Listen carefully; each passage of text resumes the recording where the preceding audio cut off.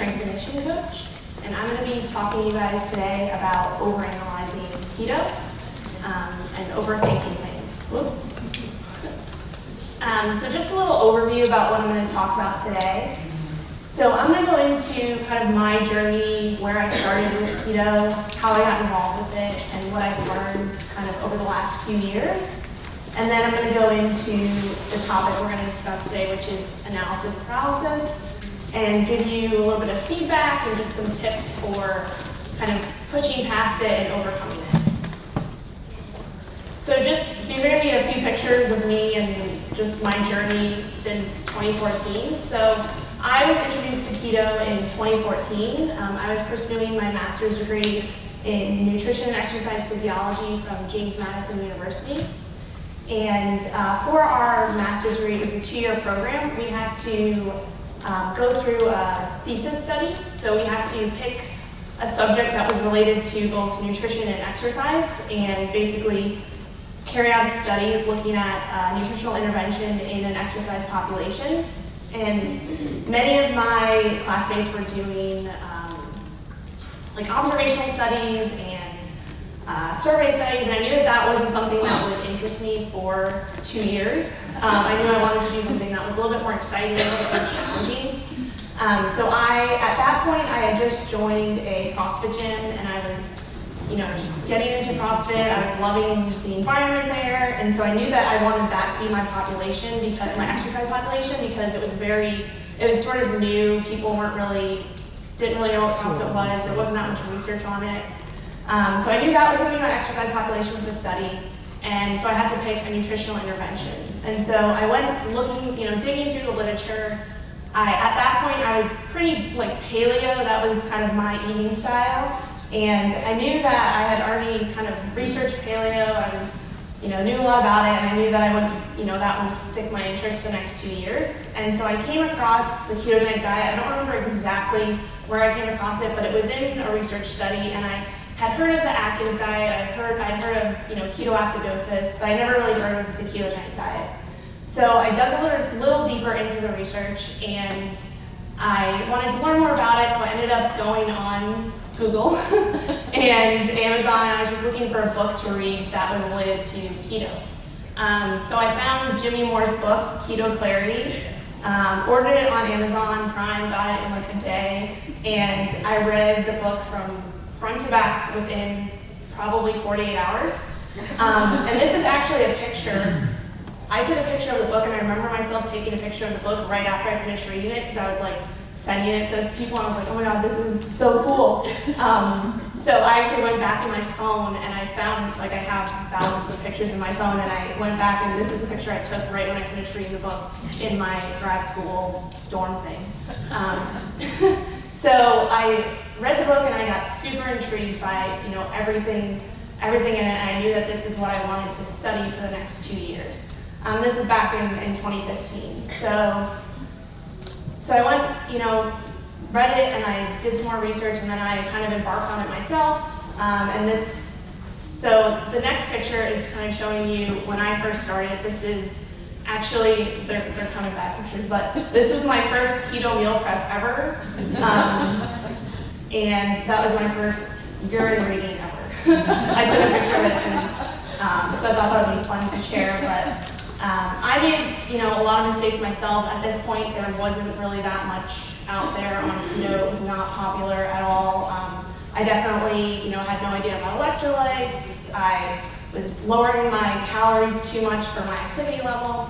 So I kind of went through this during the February, March, and kind of made these mistakes for myself. And so when it came to pursuing the study, I kind of had those things in the back of my mind, knowing, okay, I need to up my electrolytes, I need to make sure I'm getting enough food. Just these little things that I kind of tested for myself. And so the study I'm going to talk about in the next slide. So I'm not going to go too deep into the study. I'm going to give you guys just a little bit of the results, and then you guys can, if you want, this is online, it's on my website, you can check it out. But the study was a low carbohydrate ketogenic diet combined with 6 weeks of CrossFit training, improves body composition and performance. And we ended up getting it published in the International Journal of Sports and Exercise Medicine. So this study, the kind of hypothesis of this study when we were going into it, like I said, I had no idea about keto at the time, and even CrossFit, I was still very new to it. So we kind of hypothesized, and the goal of the study too, I like to always say this, is that it was based more on body fat loss and looking at could these participants lose a significant amount of body fat and weight while maintaining their performance. That was the hypothesis. So it wasn't based on looking at their performance, which is a lot of people get kind of confused. They hear CrossFit and they're like, oh, you can't do keto because performance, which we'll get into that. But just so you know, the overall study was more looking at the body composition changes. And I always like to preface that this was in non-elite CrossFit athletes. So if anybody, does anybody know anything about CrossFit? Nothing? Okay. So a lot of people have heard, has everybody heard of CrossFit? Okay. So looking from the outside in, if you see the CrossFit Games and these like elite, crazy, like 8-pack athletes, and they're just like crazy in a good way. And they're at the CrossFit Games and they're doing like 10 workouts a day, and so that's like what a lot of people from the outside looking in see CrossFit. But if you actually go to your average CrossFit gym, like there's thousands of CrossFit gyms around the world, and you go into it, 95% of those people are your average Joe. Like everybody in this crowd, just your average mom or just anybody looking to kind of get a good workout in, be in a family environment, and just have fun with it. They go maybe 3 or 4 times a week, and their ultimate goal is to just get healthy and maybe lose some weight.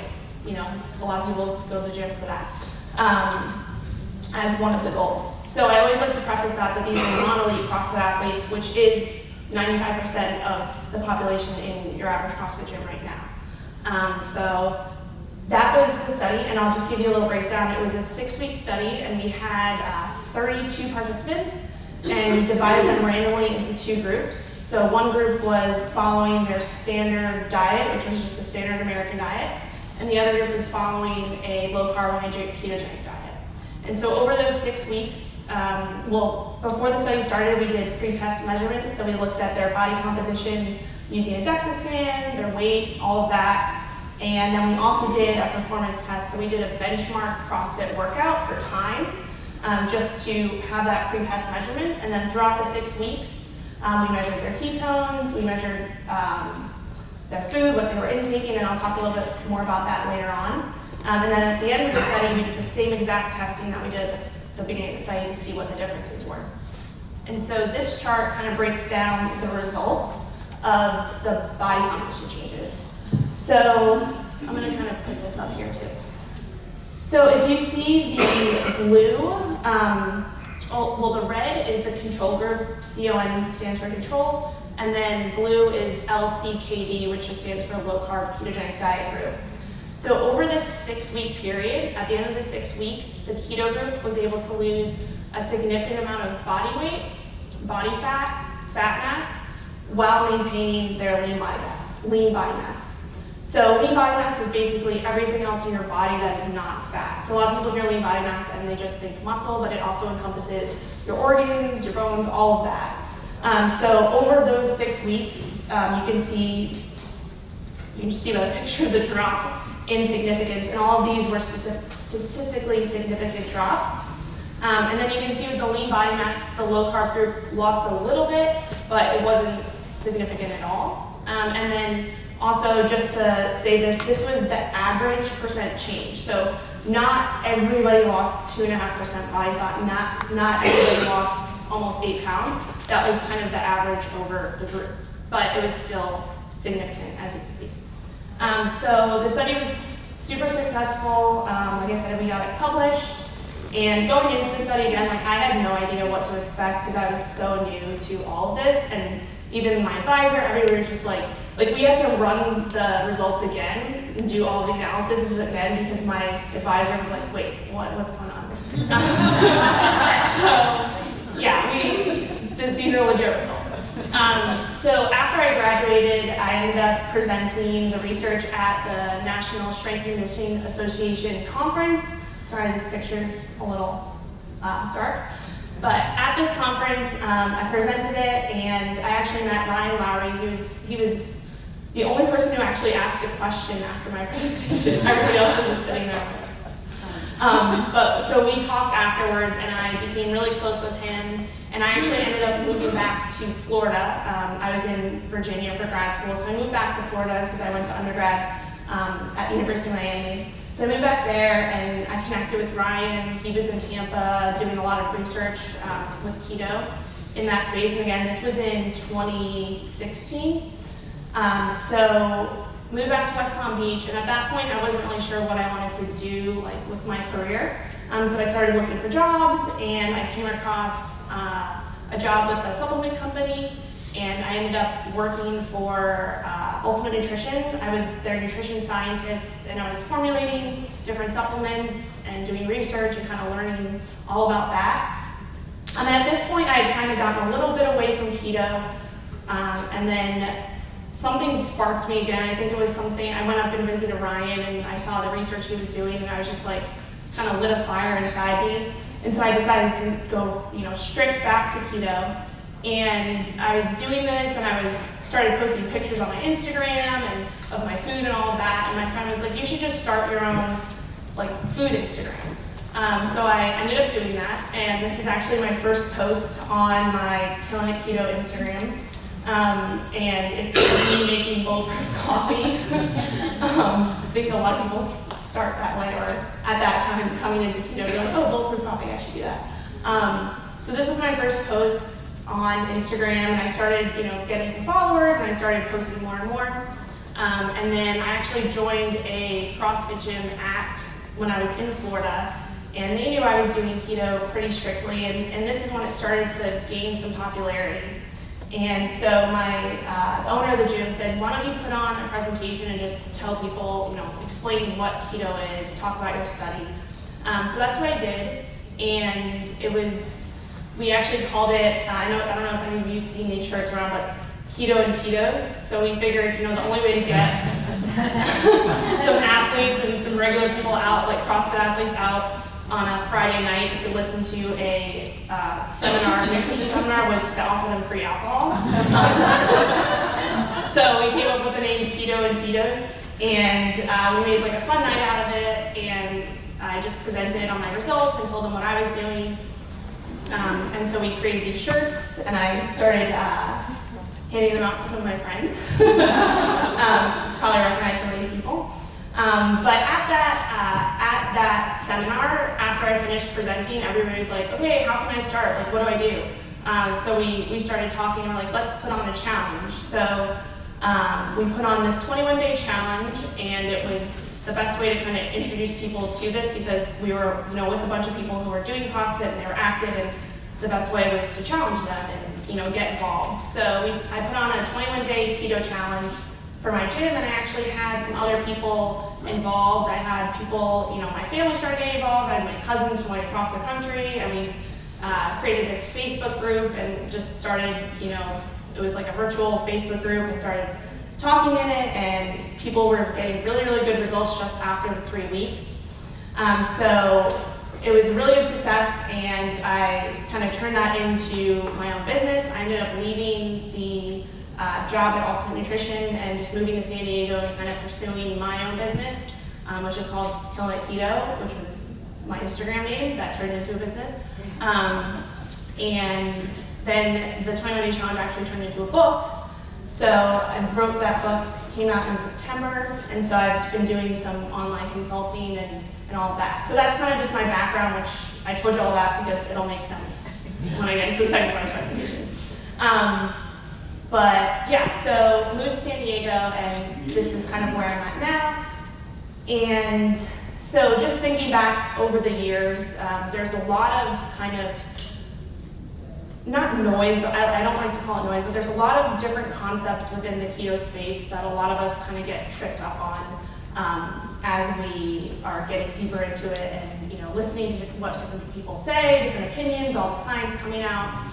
And sometimes, and what I've noticed lately is there is a lot of, I don't want to say a lot, but there is some negativity and some judgment for a lot of different maybe areas of keto that people are following for themselves. And so I've noticed this a lot lately, and just raise your hand if you've noticed any of this. Okay. So a lot of people are, that's not keto, or this has been coming up a lot. Raise your hand if you've noticed this at all. Yes. Okay.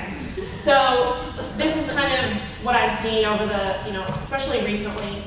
And so I've kind of gone through, when I was putting this presentation together, I kind of wanted to think about, okay, what are the most popular kind of topics or concepts that a lot of people get tripped up on, or they're, one person says something, another person says the complete opposite, and it's just kind of confusing, and you don't really know who to listen to or what to believe. So thinking back over the years from when I first started keto to where I am now, and even for myself, what I've gotten tripped up on, what I've kind of experimented with, I thought of, well, originally supposed to be 10 of these concepts, but it ended up being 12. So I'm going to kind of go through those. And these are basically kind of concepts and topics that have a little bit of controversy behind them, and like I said, people get tripped up on. So the first one is just going back to bulletproof coffee. I'm sure you've heard people that say, oh, you have, bulletproof coffee, that's keto, that's where you start, and that's where I started. And then there's other people saying, no, you shouldn't be consuming a bunch of fat in your coffee, don't do that. So that's just the first thing. The second thing is net carbs versus total carbs. You'll hear people say, you should be tracking total carbs, you should be tracking net carbs. And you're like, what should I be tracking? Or things like, should I be including sugar, alcohols in my net carbs, or fiber? What is it? There's all these different, people saying different things. The next thing is protein. So I think about a year and a half ago, there was a very big surge in, oh my gosh, protein's gonna kick you out of ketosis, gluconeogenesis is the devil, and protein equals chocolate cake. I don't know if anybody's heard that. I kind of went around for a while. So that was another thing. It's oh, am I eating too much protein? Am I eating too little protein? Dairy is another big one. People say, oh, you can have as much dairy as you want, or others are no, don't have any dairy. Sweeteners is a big controversy, I think, especially now. Exogenous ketones, should I be consuming them? Should I not be consuming them? Are they, legit? What are all the different, this is just a few examples. And I'm not calling out any of these companies or anything like that. I just need to show. I'm a very picture person, as you can tell. I like visuals. And I'm just going to keep going. So urine versus blood, for example, some people say, you should be testing your ketones all the time. And some people say you need to be testing blood, you can't be testing urine. Or some people say you don't need to be testing your ketones. So what do you do? Fasting. I think this is a big one. A lot of people, if you're coming into keto and you're new to it, all these concepts pertain to both people who have, are new to the keto community and they're coming in, but then also us, people who have been in this for a while, and even myself. So I think that this pertains to everybody because there's always, new research coming out, new opinions, all of that. So with fasting, there's a lot of, should I be fasting every single day? How long should I be fasting? Do I need to be fasting to be considered, keto or following a ketogenic diet? Macros. Should I be tracking my macros?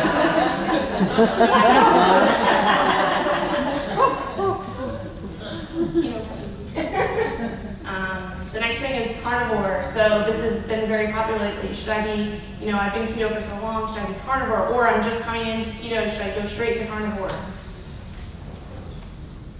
Carb ups. Should I implement carbs into my, protocol? Targeted keto, cyclical keto, all of these different concepts.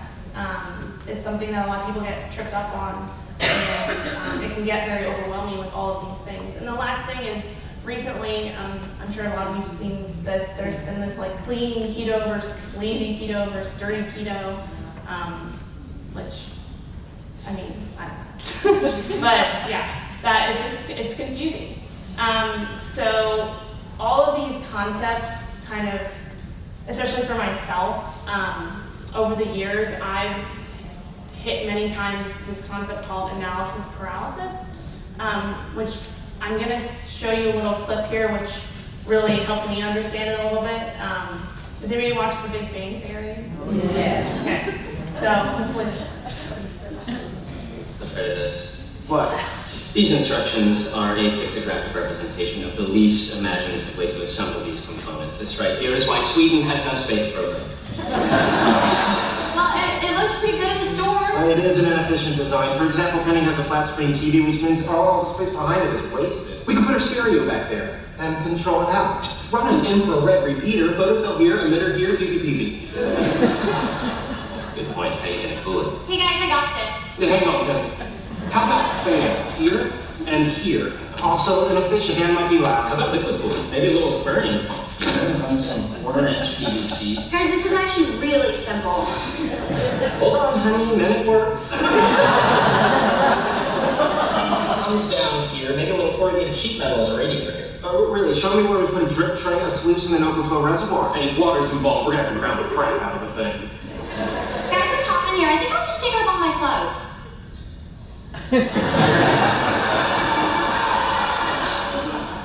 Oh, I've got it.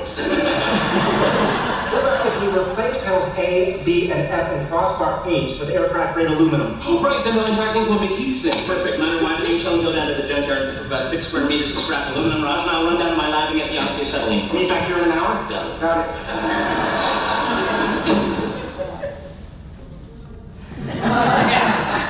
So that was just to kind of give you an idea of, I feel like a lot of people have gone through this where it's like there's so many, you know, what I talked about, analysis paralysis, there's so many different opinions and concepts, and it becomes to the point where there's so much, and then you end up being paralyzed by it. And so instead of, you know, picking one, you're like, there's just so many, and I'm just not even gonna, you know, I'm just gonna keep doing what I'm doing or just not even try.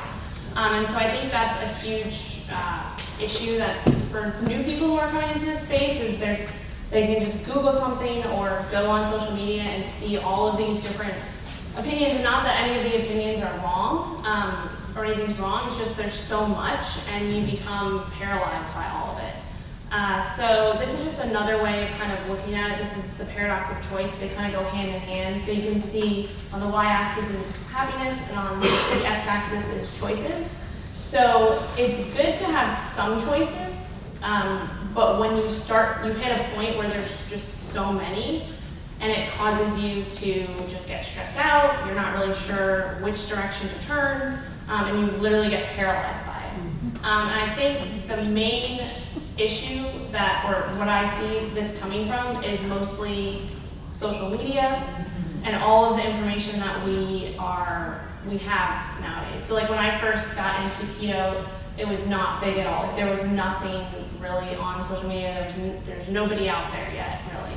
And so I think nowadays there's just so much. You can just go on Instagram or go on Facebook and, you know, you see someone's promoting carnivore, not that's wrong, but you see all of these different things and it just gets overwhelming. So even for me going through like my, you know, years being in this space, I was tripped up on a lot of these concepts, these 12 concepts as they, you know, came about, as they started, you know, the ebbs and flows that went with them. And so I came to a point where I was like, all right, I had clients coming to me who were very confused about a lot of things. I was confusing myself. I was, you know, experimenting with all these different things. And so I thought to myself, okay, what did I do, you know, when I didn't know anything about keto? When I first came into it, what did I do? And so I thought back to my study, and I said, okay, the people who went through the study, although it was only 6 weeks, it was still a success. And these people learned a lot, and they all had a lot of success. So I said, all right, let me just go back to what I did in that study and look at the parameters of that and kind of just start there. So I actually went back into the study and saw everything I did. I knew it in my head, but I was just kind of reviewing.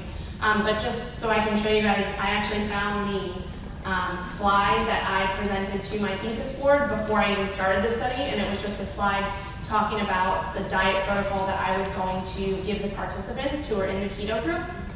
So this is all it was. So we had a mandatory dietary instruction session where I basically sat everybody down who was in the keto group, and explained to them, just gave them a very basic background about what they would be doing. So I gave them a list of recommended foods, what to focus on consuming, and I told them to, my approach even going into this diet, because I was coming from paleo, my approach was taking, a whole foods approach. So I told them, eat whole foods as close to nature as possible. And at this point, it was kind of a blessing. Like there was no keto packaged foods. The only thing was Atkins that was around.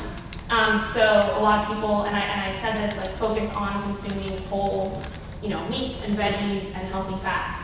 So I gave them a list of recommended foods, and the guidance was to stay below 50 grams of total carbs. And I didn't require them to track macros every single day. Some of them did, but the only requirement was that every 2 weeks throughout the study, they had to submit a 3-day food log with 2 weekdays and 1 weekend, just because your weekdays and weekend eating can be different. So they did that every 2 weeks. And then we also tested urinary ketone assessments. So we tested their urine ketones once a week, in both groups, to make sure that the control group wasn't producing ketones and that the keto group was. And we did urine ketones because at that time we didn't have the funding for blood. But these were the basics. And also with, just to kind of, I missed this, but with the carbs, that was the main thing. Keep your carbs under 50 grams of total carbs per day. And I kind of showed them kind of what that would look like in a sample meal plan. And we didn't focus on protein and fat. It was an ad libitum diet, which just meant eat until you're satisfied, and let the protein and fat kind of fall where it may. So that was, and then obviously this diagram was kind of just a little breakdown of what I showed them. So this was what I did for the study and what I told them, and they all had, and also electrolytes, sorry I missed that. I told them, because I had gone through that myself, so I just made sure that they were getting enough salt. It was just salt that I recommended for electrolytes. So kind of going through this, I realized, all right, the easiest way to, if people are succumbing to this analysis paralysis is to just always go back to basics. No matter if you are starting from the beginning or you have been doing it for a while and you're just tripped up and overwhelmed by everything, the best thing, in my opinion, is to go back to basics, and this is where I always go if I'm ever, tripped up or I'm doing this certain experiment and I'm just overwhelmed. So these are just a few of my kind of tips, six of my tips for kind of just going back to basics and, starting from basics. So the first thing is eat real food. So no matter what you want to, and these are what I tell my clients and what I implement with them, is you want to consume food as close to nature as possible. So if you're starting with real food, you will always have success past that. If you're starting from packaged food and processed food and all of that, you're going to have a lot harder time. So it's just always go back to eating real food. The second thing is keep it simple. So there's a lot of different recipes and there's literally millions of recipes, keto recipes, and all different types of things out there, and it can be overwhelming in itself. So I always say, keep it simple. Even for myself, on a daily basis, I don't really make recipes. Maybe, I have over 100 recipes in my book, but on a regular basis, I just, choose a protein, pair it with a veggie, and then add a healthy fat. It's as simple as that, and if you're eating whole, real foods, you will get very far with that. The next thing is finding your carb limit. So whether you're tracking total carbs, net carbs, or not tracking at all, you have to find your carb limit for yourself. So everybody's different. Everybody has different activity levels, different medical history. My carb limit is not going to be the same as each of your carb limits, and vice versa. So I would always say, if you don't know where to start, like I did in my study, I started at 50 grams total carbs. Start there and titrate up or down depending on how you are doing personally, how you're feeling, what your goals are, which I'm going to go into in the next slide. The next thing is adequate protein. So always, in my opinion, protein is very, very important. Like I said in my study, we didn't, limit protein at all. They, protein and fat fell where it fell as they consumed their food. So I always recommend, adequate, high-quality protein. You definitely want to build in my opinion, I build my day off protein. So if I'm planning out my day, I put the protein first and make sure that I'm hitting my protein goal within my meals, and then I fill the rest in with fats and carbs. Electrolytes, personally, I just consume high-quality salt. I think this is the easiest place to start if you're tripped up on how many electrolytes should I be consuming? What should I be consuming? Magnesium, potassium, how much of it? I think that if you really are getting back to basics, salt is enough, especially if it's a high-quality salt that's not super processed, because it's still going to have a lot of the trace minerals in that. And when you consume salt, it helps balance out the other electrolytes as well. So making sure you're getting enough salt is the main thing.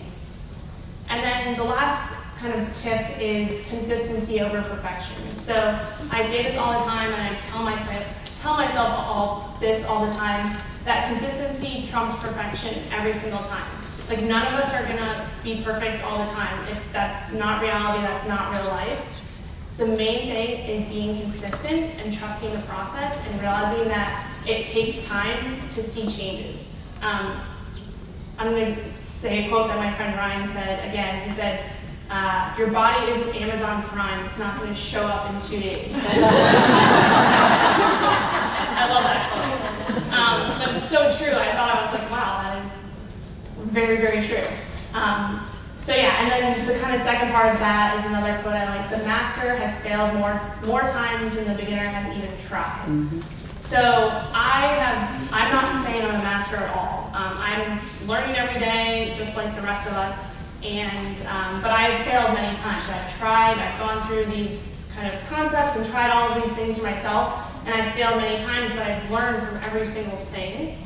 And so I would say that if you're coming into this and you're overwhelmed by so many things, just pick one thing, go back to basics, start there, and just go, just try. Because if you never try and never try different things,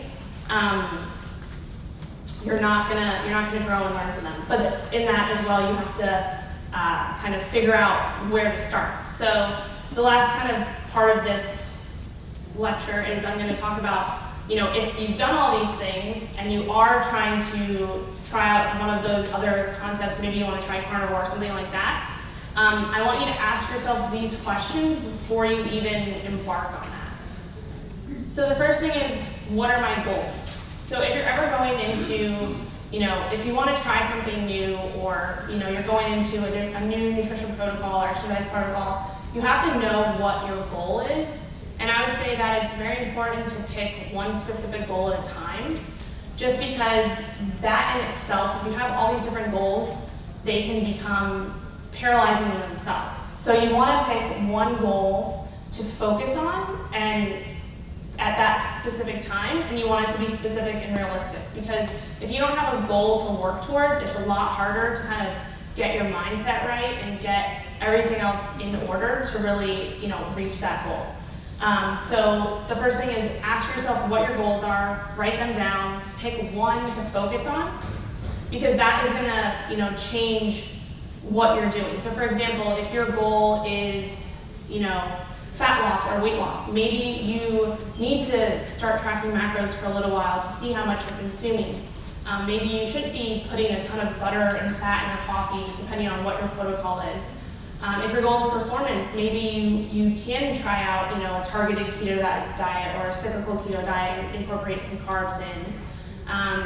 If your goal is just, you want some more mental clarity, or you're trying to treat a neurological issue, maybe you do need to be tracking your ketones, every day. If you feel better mentally focused with higher ketone levels and you want to monitor that, and that's your main goal because you want to be productive at your job every day, and that's the main thing, and you feel better at a higher level of ketosis, or just knowing that you're in ketosis, maybe you are tracking.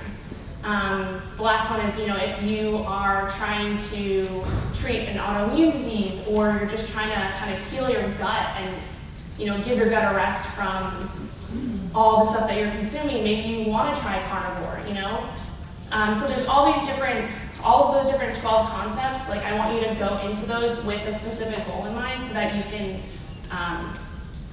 know what you're doing and have something to work towards, and that will help you kind of push out all the noise as it comes. The second thing is, what can I adhere to for my lifestyle? So whenever you're going to try something new, yes, you want to experiment and you want to, try these different things, but you always want to have in the back of your mind, what can I adhere to for my lifestyle? So I'll just give you an example. So I tried, I did carnivore for a month because I just wanted to experiment with it, and I thought it was a really good experience in terms of, helping to heal my gut a little bit. I felt better. But at the same time, I've always loved vegetables. Like, I love avocados. If anybody knows me, like, my phone case is an avocado. And so it just wasn't really like sustainable for me. And I also love volume, and I love that in my diet, and I feel good with it. So I couldn't sustain carnivore for a long period of time because it just didn't fit my lifestyle. So same with things like fasting and all of these different concepts that we talked about. Like, you want to think about if you really see yourself maintaining these long term. But again, also you can experiment short term, but just keep that always in the back of your head. What can you adhere to for your lifestyle? Because adherence is one of the biggest reasons why people fail, is because they cannot adhere to the plan that they've set out for themselves.